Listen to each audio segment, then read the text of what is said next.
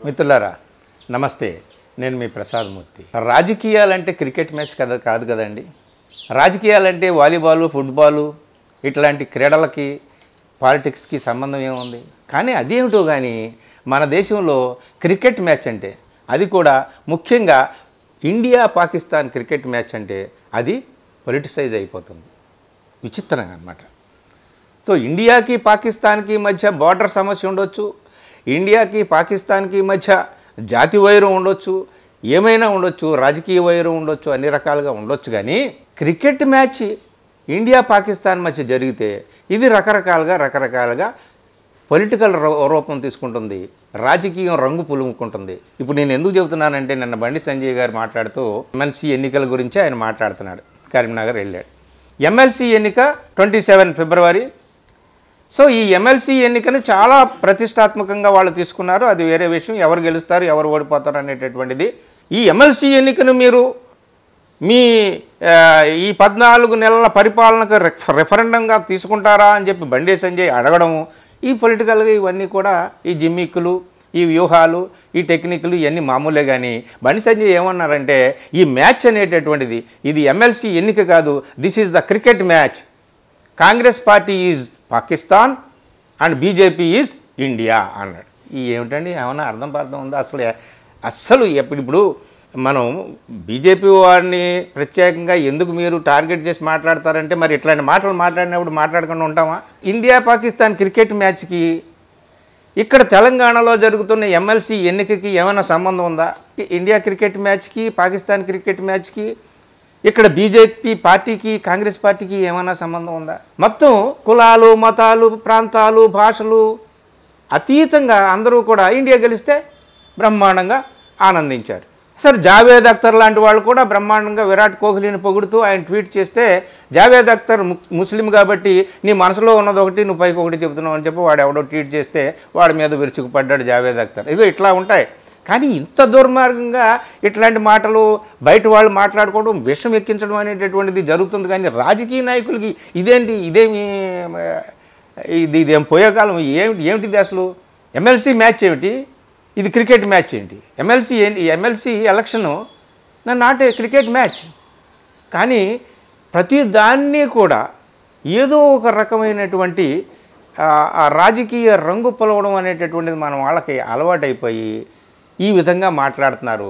దీన్ని సామాన్యులు ఎలా తీసుకుంటారో ఏమో కానీ క్రమక్రమంగా విద్వేష భావాలు ప్రజల్లో రెచ్చగొట్టడానికి ఈ విధమైనటువంటి మాటలు ఉపయోగపడతాయండి. సామాన్యులకు కూడా ఆహా భలే మాట్లాడాడు బండి సంజయ్, నిజమే అంటే బీజేపీ భక్తులు, ఆర్ఎస్ఎస్ భక్తులు, హార్డ్ కోర్ హిందుత్వ భక్తులు వీళ్ళందరూ కూడా పాకిస్తాన్ని శత్రువులా చూస్తారు. కాబట్టి పాకిస్తాన్తో కాంగ్రెస్ని పోల్చడం అనేది వాళ్ళకి చాలా ఆనందంగా ఉంటుంది. కానీ కాంగ్రెస్ పార్టీ పాకిస్తాన్ ఎట్లా అవుతుంది? కాంగ్రెస్ పార్టీ ఒక క్రికెట్ జట్టు ఎలాగవుతుంది? కాంగ్రెస్ పార్టీ క్రికెట్ జట్టు అయితే ఆ క్రికెట్ జట్టు పాకిస్తాన్ జట్టు ఎలా అవుతుంది? రేషనల్ థింకింగ్ ఎవరికైనా ఉందా? హేతుబద్ధంగా ఎవరైనా ఆలోచిస్తారా? ఎంత పెద్ద నాయకుడు బండి సంజయ్, ఆయన రోజులు కలిసి వచ్చి ఉంటే ఒక రకంగా ఉండేది, ఇక్కడ ముఖ్యమంత్రి అయ్యేవాడేమో, భవిష్యత్తులో ముఖ్యమంత్రి అవుతాడేమో తెలంగాణకి. ప్రస్తుతం కేవలం ఆయన బీజేపీ ఎంపీ మాత్రమే కాదు, కేంద్ర హోంశాఖ సహాయ మంత్రి కూడా. అంత పెద్ద హోదాలో కేంద్ర హోంశాఖ సహాయ మంత్రిగా ఉన్నటువంటి మనిషి ఇంత చిల్లరగా ఆఫ్టర్ ఆల్ ఒక ఎమ్మెల్సీ ఎన్నికను తీసుకొని కాంగ్రెస్ని ఇట్లాగా అనడం, పాకిస్తాన్ క్రికెట్ మ్యాచ్తో పోల్చడం, మేము ఇండియా మ్యాచ్ అనడం. ఒకవేళ ఆ మ్యాచ్లో ఇండియా పాకిస్తాన్ చేతులు ఇండియా ఎప్పుడు ఓడిపోలేదా? ఎప్పుడు మనం గెలుస్తూనే వచ్చామా? ఇది కాదు అసలు. పోలికే చాలా అసహజమైనది, చాలా కృత్రికమైనది, చాలా రాజకీయపరమైంది. ఆయన ఏమంటాడు అంటే, పాకిస్తాన్ గెలిస్తే చంకలు గుద్దుకునేటటువంటి ఎంఐఎంతో కలిసి కాంగ్రెస్ అంటగాగుతుంది. కాబట్టి కాంగ్రెస్ ఎంఐఎం ఒకటే కాబట్టి కాంగ్రెస్కి కూడా పాకిస్తాన్ పట్లే ఎక్కువ అభిమానం ఉంటుందని. ఇక అసలు పెద్దవాళ్ళు ఆ కేంద్రం లెవెల్లో ఆ జాతీయ స్థాయి బీజేపీ నాయకులు అయితే రాహుల్ గాంధీ విదేశీ శక్తులతో చేతులు కలిపి కుమ్మక్కయ్యి ఈ దేశంలో ఉన్నటువంటి ప్రజాస్వామ్యాన్ని సర్వనాశనం చేసి, ఈ దేశంలో ప్రజాస్వామికబద్ధంగా ఎన్నికైనటువంటి ప్రభుత్వాన్ని కూల్చేసి ఇక్కడ అస్థిరత్వాన్ని నెలకొల్పడానికి ఆయన ప్రయత్నాలు చేస్తున్నాడని చెప్పి వాళ్ళు రోజుకొక ఆరోపణలు. ఇవన్నీ ఉంటుంటే సామాన్య ప్రజలు చాలా గందరగోళానికి గురవుతారు.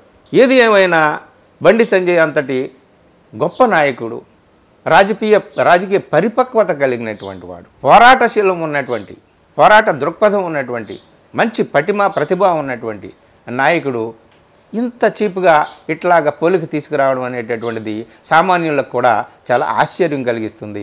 నిజంగా నా బట్టి వాళ్ళకి ఆవేదన కలిగిస్తుంది. ఇట్లాంటి చిల్లర పాలిటిక్స్ కంటే నిజమైన నిజాయితీతో కూడినటువంటి పాలిటిక్స్తో ఒకళ్ళు ప్రత్యర్థులుగా కత్తులు దూసుకుంటే పర్వాలేదు, ఎవరి నెత్తురు ఎంత కారినా పర్వాలేదు, కానీ ప్రతి దానికి ఇలాగా రాజకీయం రంగు, మతం రంగు పులిమి అంటే ఇక్కడ ఏమీ లేదు. కాంగ్రెస్ని పాకిస్తాన్తో పోల్చడం అంటే ఇక్కడ మతాన్ని తీసుకురావడం. ఇదిగో కాంగ్రెస్ ఫలానా మతానికి అంటకాగుతుంది, మేము హిందుత్వాకి ఫోర్ ఫ్రంట్లో నిలబడి ఉన్నాము, మేము హిందువులకు వేణుగాడ్స్మి, మేమే వీరులము ఇక్కడ హిందువుల్ని కాపాడడానికి, ఇట్లాంటి ప్రతి చిన్న విషయంలో కూడా మతాన్ని తీసుకొచ్చి తాత్కాలికంగా రాజకీయ పబ్బం గడుపుకోవడం కోసం మాట్లాడేటటువంటి మాటలు కానీ ఇట్లాంటి మాటలు అనిపిస్తున్నాయి. ఇదేమి కల్పించింది కాదు. కాకపోతే నన్ను బండి సంజయ్ మాట్లాడిందంతా కూడా మీకు మీడియాలో దొరుకుతుంది. ఆ వీడియోలు చూడండి. ఆయన ఏం మాట్లాడాడు, ఎందుకు మాట్లాడాడు, ఎలా మాట్లాడాడు అనేది మీకు అర్థమవుతుంది. ఏ చిన్న విషయాన్నైనా, ఎంత చిన్న విషయాన్నైనా సరే రాజకీయ రంగు పొలవడం వేరు, మతం రంగు పొలవడం వేరు. మతాన్ని మధ్యలోకి తీసుకురావడం అనేటటువంటిది ఈ లౌకిక రాజ్యంలో, ఈ ప్రజాతంత్ర రాజ్యంలో, ఈ భారతదేశంలో ఇన్ని కోట్ల మంది, అనేక భాషల, అనేక మతాల, అనేక ప్రాంతాల, అనేక సంస్కృతుల, సంప్రదాయాల సర్వ సమ్మేళనమైనటువంటి ఈ దేశంలో ఒక మతాన్ని ముందుకు తీసుకొచ్చి తాత్కాలిక రాజకీయ లబ్ధిని పొందాలనుకోవడం అనేటటువంటిది అది శాశ్వత ప్రయోజనాలు వాళ్ళకి ఇవ్వదు. ఏమైనా చాలా ఆశ్చర్యం వేసింది బండి సంజయ్ గారు చెప్పినటువంటి ఈ మాట. మిత్రులారా, ఈ విషయం మీకు నచ్చితే, ఈ వీడియో నచ్చితే మిత్రులకు షేర్ చేయండి. ఇలాంటి రాజకీయాలని ఖండించండి. పరిశుభ్రమైన రాజకీయాలకి ఆహ్వానం పలకండి. Thank you.